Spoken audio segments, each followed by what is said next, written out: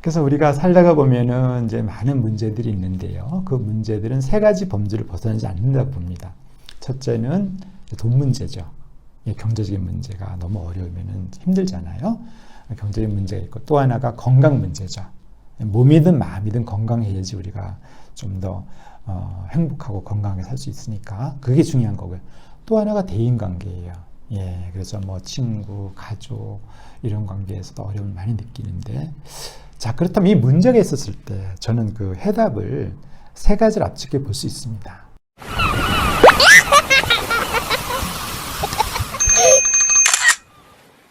즐거운 놀이터에서 노는 것처럼 인생을 살려면 어떻게 해야 될까요? 인생을 놀이터로 생각하고 이렇게 살아가기 위해서 어떻게 할 것이냐.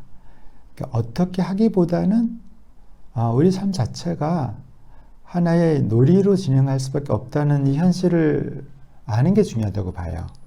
우리가 살아가는 이 삶은 유한하잖아요. 주어진 삶이 있고 100년 이상을 살 수는 없거든요.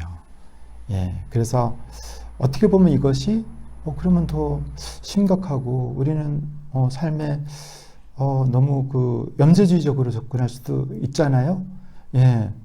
그렇지만은 그거는 다른 이야기예요. 내가 우리 삶이 공허하고 내가 어떻게 왔는지 모른다 이런 생각하게 되면은 자연스럽게 우리는 마음이 편안해져요. 즉 염세주의에 빠지고 허무주의에 빠진다는 것은 인생은 공허하면 안 된다는 생각이 만드는 결과예요. 근데 이것을 받아들이게 되면 갑자기 편해지는 거예요. 그리고 내가 나는 늘 틀릴 수 있고 내가 모를 수 있다는 생각을 하기 때문에 항상 대인관계에서도 단정을 안 하게 됩니다. 그래서 물어보게 돼요. 저는 이런 생각을 가지고 있는데 선생님 의견이 어떠세요? 민주적인 사람이 되는 거죠.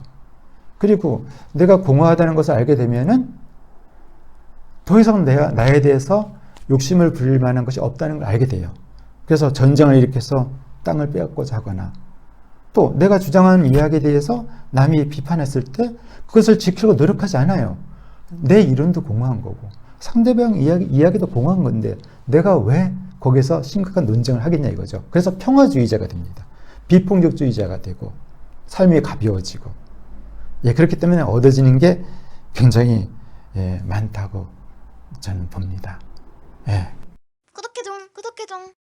책에서는 건전한 불안과 두려움 그리고 망상이 살아가는 데 필요하기도 하다. 그렇죠. 라고 말씀을 하셨는데, 근데 그 건전한 불안과 그 마음병의 어떤 불안, 이 경계를 좀 스스로 알아차릴 수 있는 좀 기준이나 신호가 있을까요? 있죠. 우리가 이제 우리 한방에서는 대립되는 것을 굉장히 지향하거든요. 그래서 반대보다는 이 자연 전체를 하나의 현상으로 보는 거예요. 있어야 할 현상. 그럼 우리가 날씨의 변화를 본다면은 맑은 날이 있고 비 오는 날이 있잖아요. 우박이 내리는 날도 있고 태풍이 몰아치게 돼요. 다 정상이거든요. 문제가 아니라. 우리 감정도 똑같거든요. 어떻게 기쁘기만 하겠어요. 우울한 날도 있고 불안한 날도 있는 거죠. 그것이 정상이라는 거죠. 그럼 우리가 불안과 우울의 그 역기능만 보니까 어려운 건데 사실 불안하기 때문에 우리는 사람을 찾게 되어 있어요. 친구의 이름을 부르고 사랑을 원하고 두렵기 때문에 서로 의지하려고 해요. 그래서 공동체가 형성이 되는 거고요. 그래서 이런 감정을 인해 가지고 우리는 오히려 더 발전적이고 이 사회 공동체를 이루는 더 그 튼튼한 초석을 만들게 되거든요. 그래서 그런 것들이 절대 문제가 아닌 거죠. 그리고 완전하다고 봅시다. 내가 불안하지 않아요. 늘 해피하고 늘 안정되고 그러면 그분들은 도대체 누구와 사랑을 할 수 있겠습니까? 우리가 부족하고 못났고 이것이 달동네거든요. 그래서 내가 겸손해질 수 있는 내가 겸손해져야지만이 우리 삶은 평화로워지기 시작하거든요. 내가 겸손치 못하면은 내가 잘났기 때문에 늘 가르치려고 하고 잔소리를 하려고 하고 나를 주장하게 이르니까 결국엔 사람들이 없어지죠. 그래서 그런 감정들이 나를 겸손하게 만들어줍니다. 겸허하게 만들어줘요. 그래서 더 유연해지고 더 삶을 풍요롭게 살 수 있는 기반이 된다고 봅니다. 그런데 그런 것들이 너무 극심하다, 견딜 수 없이 극심하다는 것은 그건 이제 비정상적인 그 궤도를 이탈했다고 보는 거죠. 왜 그러냐? 그거는 바로 나의 달동네와 싸우기 때문이에요. 내가 부족한 것이 있는데 늘 그것을 거부하다 보니까 문제가 생기는 거죠. 저도 제가 가지고 있는 대표적인 달동네가 있습니다. 저는 오른쪽 눈이 안 좋아요. 거의 시력이 보이질 않고 그래서 입체를 볼 수 없습니다. 네, 그런 걸 타고났어요. 그리고 제가 외형적으로 제가 청소년기에 컴플렉스를 많이 느꼈던 것이 이 돌출입. 네, 이게 원숭이처럼. 그다음에 제 엉덩이도 좀 오리 엉덩이처럼 삐쳐나왔거든요. 이것이 저한테 많은 스트레스를 주었어요. 근데 사실은 이것이 준 건 아니었어요. 제가 이 마음 공부를 하고 나서 깨달은 점이 있는데 어느 날 제가 이 성인의 말씀을 읽으면서 의문이 올라오더라고요. 자, 나의 이 병신 눈깔, 그 다음에 돌출입, 나의 오리 엉덩이는 누구 건데? 라고 물어보니까 이게 제 거예요. 남의 게 아니라 제 거예요. 그럼 어떻게 할 건데? 내 거니까 내가 가져갈 수밖에 없잖아요. 그죠? 그래서 그냥 스스로 인정이 돼버렸어요. 그 이후로 저는 신체적인 컴플렉스에서 완전히 벗어나게 됐죠. 더 이상 문제가 안 되는 거예요. 안 싸우니까. 그러면 제가 오른쪽 눈은 안 좋아도 왼쪽 눈은 볼 수 있잖아요. 그렇죠? 뭐 좀 턱이 좀 튀어났다고 해서 밥을 못 먹는 것도 아니잖아요. 예, 먹을 수 있는 즐거움이 있는 거고 볼 수 있는 즐거움도 있는 거고요. 그렇죠? 제가 오리 엉덩이지만 또 오리 엉덩이가 좋다고 하시는 분들도 있더라고요. 살다 보니까. 그래서 이런 게 다 오류고 아무것도 아니었구나라는 것을 알게 되었습니다. 네. 건전한 어떤 불안, 건전한 감정과 그 마음병의 경계를 좀 스스로 알아차릴 수 있는 기준이나 신호는 뭔가 내가 너무 고통스러워지고 네. 그때가 어떤 신호가 되는 걸까요? 그렇습니다. 불안할 수 있죠. 불안한 게 좋은 거예요. 예, 우울할 수 있어요. 우울하고 불안하지 않다면 예술가들이 나올 수가 없습니다. 모든 예술가들은 우울하고 불안해서 여기서 창의적인 에너지가 나온 거거든요. 그래서 차라리 불안함이 없고 우울이 없다면 그게 전 병이라고 봅니다. 그래서 제가 마음세탁소에서 세계 최초로 정의를 내렸어요. 불안 불감증, 우울 불감증. 이걸 못 느끼는 것이 병이에요. 이거는 무슨 뜻이냐면은 계절로 말한다면은 봄, 여름, 가을, 겨울 중에서 봄과 여름만 있는 거예요. 가을, 겨울이 없는 거예요. 평지만 있고 산이 없고 계곡이 없는 것 똑같습니다. 어떻게 풍요로움이 있을 수 있겠어요? 그런데도 불구하고 너무 심해서 생활 리듬이 깨져요.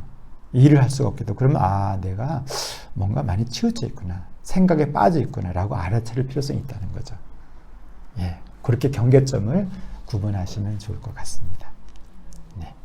선생님만의 자기 수양을 위한 하루 루틴이 있다면 어떤 게 있을까요? 자기 수양하면은 우리는 주로 이제 마음 수양을 떠올리죠. 그죠? 마음을 어떻게 쓸 것인가 중요한 문제예요. 그런데 마음을 담고 있는 내 몸이 있거든요. 그래서 수양이라는 것은 모든 문제의 원인을 나로부터 출발하는 거거든요. 설령 원인이 다른 사람이 있다 하더라도 그 문제 해결은 나로부터 출발하는 거예요. 이것이 수양인의 자세거든요. 그리고 내 생각이 늘 틀릴 수 있다라고 보는 거예요. 이거 자기 수양의 중요한 핵심이거든요. 그럼 나로부터 출발해야 되는데 저는 내 마음을 담고 내 몸에 대해서 이제 생각을 하게 됩니다. 그리고 내 몸의 변화를 보면서 내 몸이 안 좋아지면은 내가 수양에서 멀어지고 있다라고 생각합니다. 그래서 이제 몸을 자꾸 관리하게 되더라고요. 실제로 제가 자기 수양을 한다고 하지만은 부끄럽게도 올해가 2022년도잖아요. 22년도 초반이 됐는데 제가 평균 체중을 65, 66을 유지하고 있었는데 얘가 67, 8로 넘어가더라고요. 그리고 배도 나오기 시작하고. 그래서 제가 자기 수양을 안 하고 있구나라는 사실을 알게 되었어요. 이거는 뭐지? 자기 수양을 안 하게 되면은 고통스럽거든요. 그 다음에 문제 해결을 하기 어렵고요. 그래서 반성이 되더라고요. 그래서 내 몸을 사랑하기 시작했습니다. 그래서 먹는 거 이런 것도 좀 다시 좀 깨어서 살펴보고요. 그 다음에 자연치 중에서 아주 괜찮은 방법, 맨발 걷기 이런 것도 하고 그리고 제가 했던 운동, 저는 턱걸이를 좋아하거든요. 이런 부분들 좀 강화시키고 그렇게 해서 현재는 제가 62kg대까지 내 몸을 좀 만들었고요. 그냥 체중만 빠진 것이 아니라 체형이 제가 봐도 좀 좋아진 면이 있습니다. 그래서 저는 자기 수양을 내 몸을 통해서 하고 있고요. 제 몸과 연애를 한다? 그래서 저는 날마다 제 몸을 체킹하면서 쉬지 않고 하려고 하고 있고요. 다시 그 리듬을 찾은 것 같습니다. 그래서 독자님들 좀 뵙게 좀 덜 부끄러운 상황입니다. 예, 앞으로도 제가 뭔가를 잘해서 제가 자기 수양이 게으르지 않도록 이 자리를 들어서 또 다짐을 해봅니다. 감사합니다. 네. 그러면 그 몸을 관리하면서 마음의 어떤 평화라든지 네. 그런 문제 해결 능력이랄까? 그런 네. 것들이 그냥 자연스럽게 따라오는 건 그렇습니다. 우리가 자기 수양을 한다고 하는데요. 내가 자기 수양은 내가 중심이 되잖아요. 내 마음이 중심이 되는데 마음 수양을 하는 것은 몸의 수양과 달리 구분할 수가 없어요. 그러니까 얼마나 내 몸이 고마워요. 나를 먹을 수 있게 만들어주고 소화를 시켜주고 걸을 수 있게 해주는 내 몸이 있는데 이 몸을 사랑하지 않는데 자기 수양이라는 게 가능할까요? 내 몸을 사랑하지 않는데 남의 몸을 사랑할 수 있을까요? 그래서 이것은 우리 모두가 한번 자기 자신에 던져봐야 할 문제라고 봅니다. 내 몸을 사랑한다면 내 몸에 해로운 어떤 기호식품이라든지 음식을 섭취하지 않게 되거든요. 그리고 내 몸을 아끼고 사랑하면 내 몸은 반드시 좋은 반응을 줍니다. 그것이 건강이라는 그런 결과물로 나오거든요. 그래서 이 부분이 가장 핵심이 아닌가 저는 생각합니다. 내 몸을 건강히 관리하는 거. 그래서 몸이 건강하면 마음도 건강해져요. 이것이 같이 물려있기 때문에 마음이 건강하면 몸이 건강해지고 몸이 건강하면 마음이 건강해지게 돼 있어요. 그래서 이 부분을 항상 체킹하면서 내 몸에 대한 그 사랑을 잘 이어나갔으면 좋겠습니다.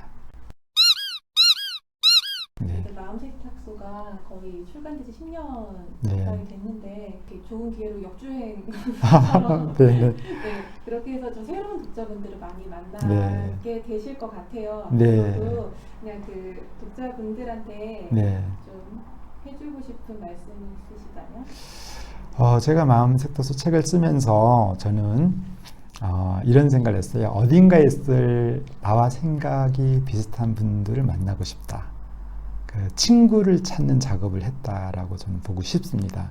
제가 하는 이야기가 바른 이야기고 옳은 이야기 이전에 제가 삶과 자연을 사랑하는 사람으로서 그런 철학을 공유하고 싶은 마음이 컸거든요. 그래서 독자로 오신 분들은 제 마음의 친구이거든요. 그래서 감사드리고요. 친구는 같이 노는 거잖아요. 그래서 저랑 연결이 되면 열심히 놀아드리겠습니다. 네, 그 말씀을 드리고 싶습니다. 네. 혹시 뭐 더 말씀하고 싶으신 거 있을까요? 그래요. 제가 드리고 싶은 말씀이 있네요. 그래서 무엇보다도 우리 마음 세탁소가 2013년도에 나왔는데도요.